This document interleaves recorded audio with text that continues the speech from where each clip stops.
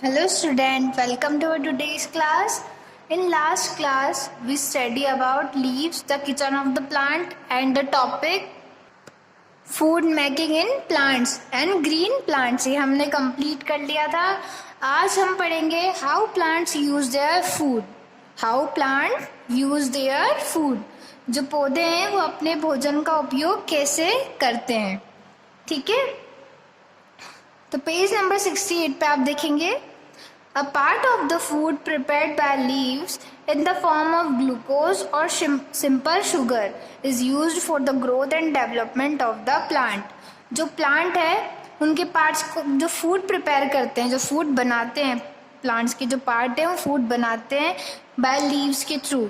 तो वो लीव्स में बनता है ना, खाना किसमें बनता है, किचन ऑफ द प्लांट क्या है, लीव्स, ठीक है. तो कहाँ बनता है, लीव्स में जो खाना बनता है कौन सा बनता है, ग्लूकोज की फॉर्म में और सिंपल शुगर की फॉर्म में जो बनता है उसको किस में यूज लेते हैं, वो ग्रोथ में और डेवलपमेंट में ऑफ द प्लांट. किसके डेवलपमेंट में और ग्रोथ में, प्लांट की ग्रोथ में और डेवलपमेंट में कौन सा खाना काम आता है, ग्लूकोज एंड शुगर. जो कहाँ बनता है, लीव्स में बनता है, ठीक है. प्लांट का जो पार्ट है लीव्स, ठीक है, उसमें क्या बनता है, ग्लूकोज और सिंपल शुगर, ठीक है. शुगर और ग्लूकोज फॉर्म होता है लीव्स के अंदर. तो वो किस में काम आता है, ग्रोथ में और डेवलपमेंट में प्लांट की, ठीक है. The remaining food is stored in the form of starch in the leaves, stem, root और फ्रूट. जो अदर बचा हुआ जो फूड है वो किसमें स्टोर हो जाता है, किसकी फॉर्म में स्टोर होता है, एक तो स्टार्च की फॉर्म में, तो लीव्स में. स्टार्च की फॉर्म में किसमें प्रेजेंट होगा, लीव्स में, स्टेम में, रूट्स में एंड फ्रूट में. स्टार्च की फॉर्म में किस में प्रेजेंट होगा फूड, लीव्स में, स्टेम में, रूट्स में एंड फ्रूट्स में बचा हुआ खाना, ठीक है.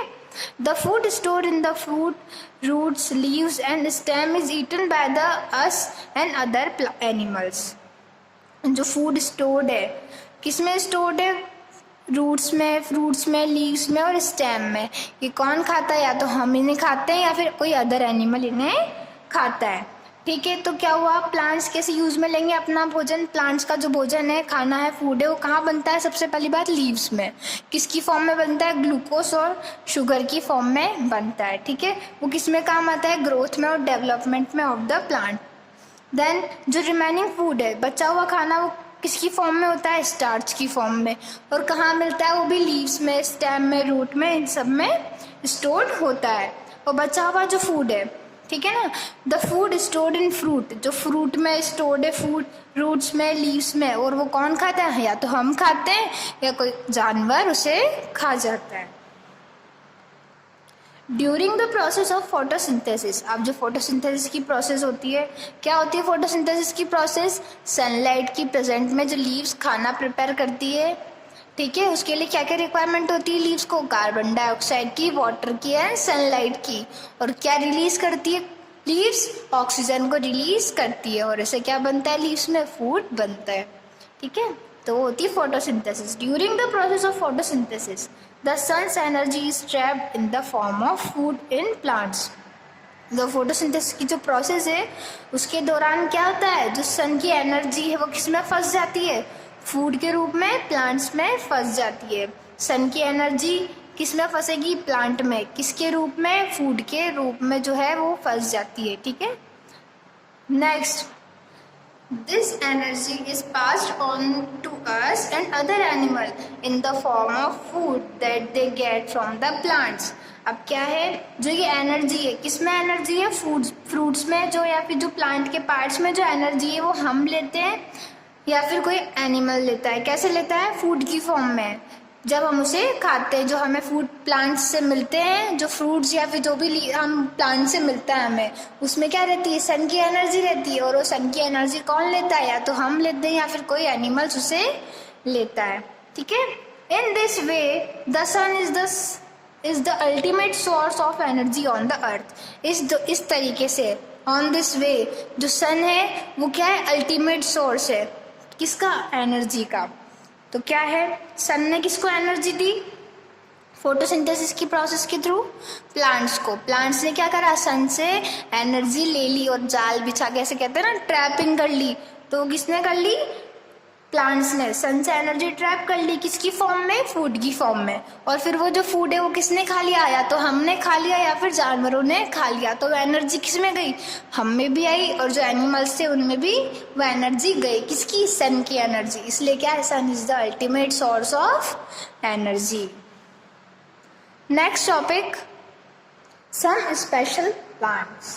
कुछ स्पेशल जो प्लांट्स हैं उनके बारे में हम पढ़ेंगे। तो वो कौन कौन से हैं, वो क्या क्या हैं। All plants do not make their food. सभी प्लांट्स क्या है, अपना खाना खुद नहीं बना सकते। Plants like moulds, mushrooms and fungi. Singular में होगा तो क्या कहेंगे, फंगस, और बहुत सारी होंगी तो fungi. Do not have chlorophyll. अब क्लोरोफिल क्या है, क्लोरोफिल एक ग्रीन कलर का पिगमेंट है, क्या है, हरा कलर का पिगमेंट है, जो क्या देता है, प्लांट्स की लीफ को हरा कलर देता है। ठीक है, तो इन सब में क्या होता है, क्लोरोफिल एब्सेंट होता है, क्लोरोफिल होता ही नहीं। तो ये प्लांट्स क्या है, ये प्लांट्स ग्रीन नहीं होंगे।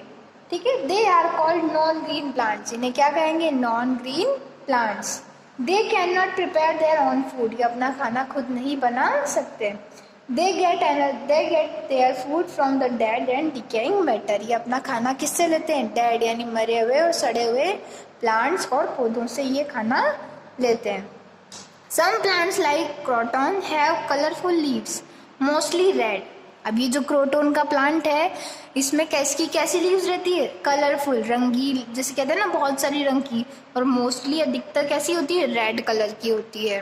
ठीक है, this leave have chlorophyll but that is hidden by the other colour. इसमें क्लोरोफिल तो होता है पर जो अदर दूसरे कलरों के कारण ये क्या होता है, इसका क्लोरोफिल छुप जाता है। So this plant can prepare their own food in the presence of sunlight.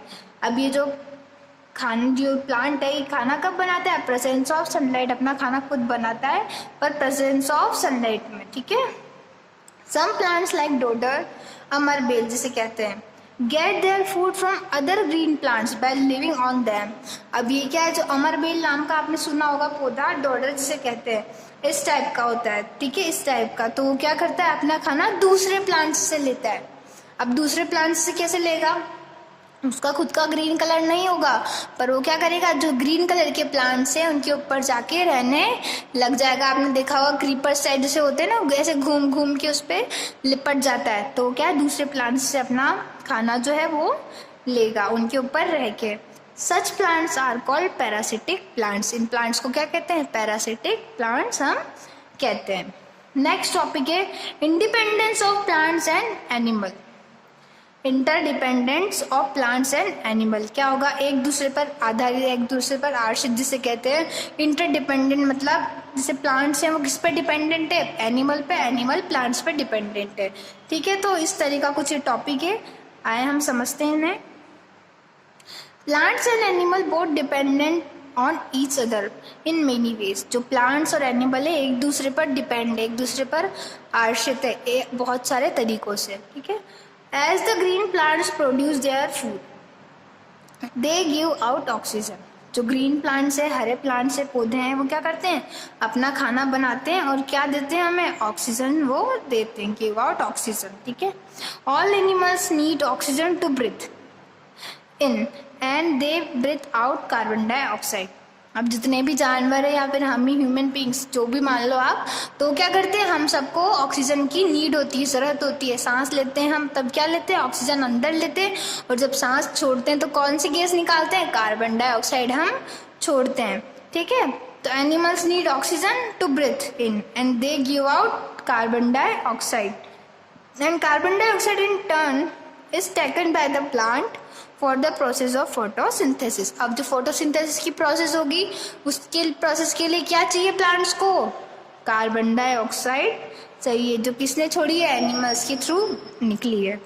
Plants depend on animal by dispersing their seed. अब जो प्लांट है वो किसके लिए आश्रित है, एनिमल्स पे, किसके लिए डिपेंड है, एनिमल्स पे, dispersing of their seed. Dispersing of seed पढ़ा था हमने। डिस्पर्सिंग ऑफ सीड क्या होता है, जैसे यहाँ कोई सीड है उसमें कोई एनिमल आके बैठ गया, एनिमल के वो स्टिक हो गया और एक जगह से दूसरी जगह पे वो सीड जाएगा, तो क्या हो गया, वो डिस्पर्स हो गया। ठीक है, स्कैटरिंग ऑफ सीड। ठीक है, वन प्लेस टू अनदर। इसे कहता है डिस्पर्सल ऑफ सीड। तो क्या होगा, यहाँ से यहाँ सीड आया, किसके थ्रू आया, एनिमल के थ्रू आया। या फिर बहुत सारे जानवर क्या हैं, जैसे फ्रूट खाते हैं तो उनकी गुठलियाँ क्या है, वो इधर से उधर फेंक देते हैं, उनके सीड्स इधर से उधर फेंक देते हैं। तो वहाँ पे जहाँ वो फेंकेगा वहाँ पे क्या होगा, वो प्लांट ग्रो करेगा। ठीक है। Animals like squirrel, monkey etcetera, गिलहरी, मंकी, ये सब क्या है, टेक सीड लेते हैं और उनको कहीं भी थ्रो कर देते हैं। ठीक है। वेयर दे अगेन ग्रो, वहाँ पे क्या होता है, वो सीड फिर से ग्रो करता है, उग जाता है। प्लांट्स ईटिंग एनिमल्स और herbivorous like cow, goat, deer etcetera. अब जो पेड़ पौधे खाने वाले जानवर हैं उन्हें क्या कहते हैं, हर्बीवोरस। वो कौन कौन से हैं, काउ, गॉट, डियर, ये सब। Get their food from plants, अपना खाना किससे लेते हैं, प्लांट्स से लेते हैं।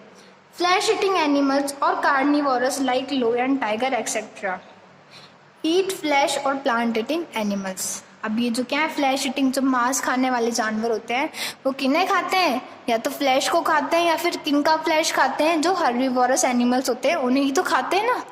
ठीक है। जैसे लायन है वो किसे खाएगा, डियर को। ठीक है। तो डियर ने क्या खाया, प्लांट्स खाया, तो इनडायरेक्टली क्या हो गया, डियर ने क्या खाया, प्लांट, है ना। और डियर को कौन खा गया, लायन। तो लायन ने भी एक तरह से क्या लिया, प्लांट्स को लिया ना। तो क्योंकि प्लांट्स खाने वाले जानवर थे हर्बीवोरस, डियर, और डियर को क्या खा गया, लायन। तो ठीक है, इनडायरेक्टली सब किस पर डिपेंडेंट है, डायरेक्टली और इनडायरेक्टली प्लांट्स पर डिपेंडेंट सब फूड के लिए हैं।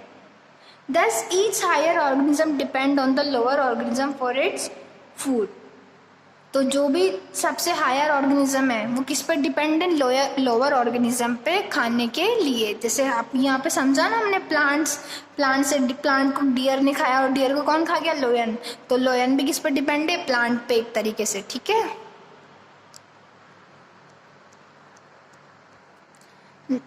And a food chain is formed, इससे क्या होती है, फूड चेन फॉर्म होती है। ग्रास है, ग्रास को किसने खाया, डियर ने, डियर को कौन खा गया, टाइगर। इस तरीके से this interdependence of plant and animal maintain the number of organism in the nature.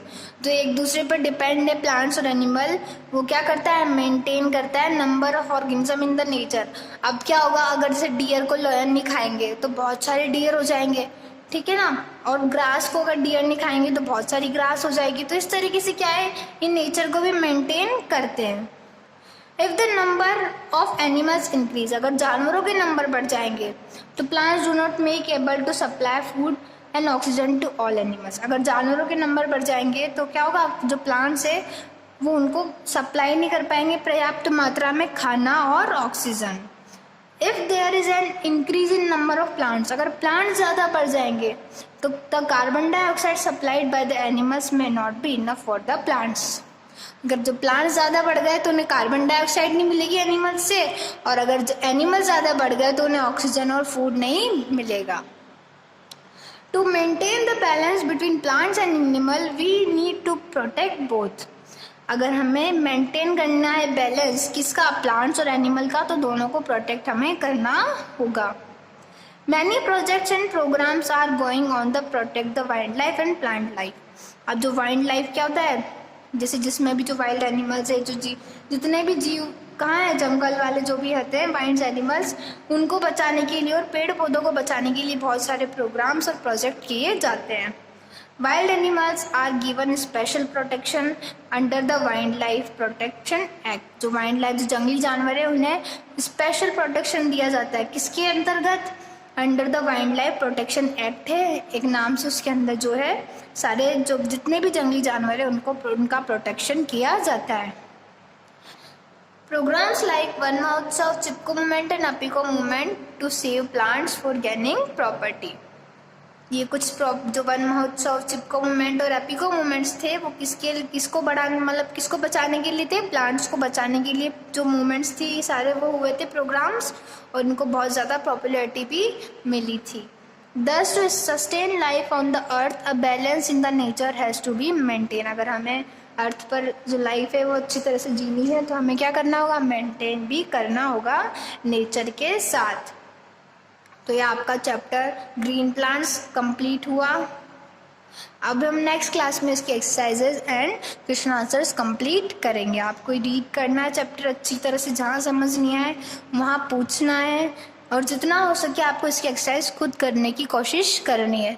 वैसे नेक्स्ट क्लास में मैं आपको फील करा ही दूंगी, ठीक है। Thank you so much, have a nice day.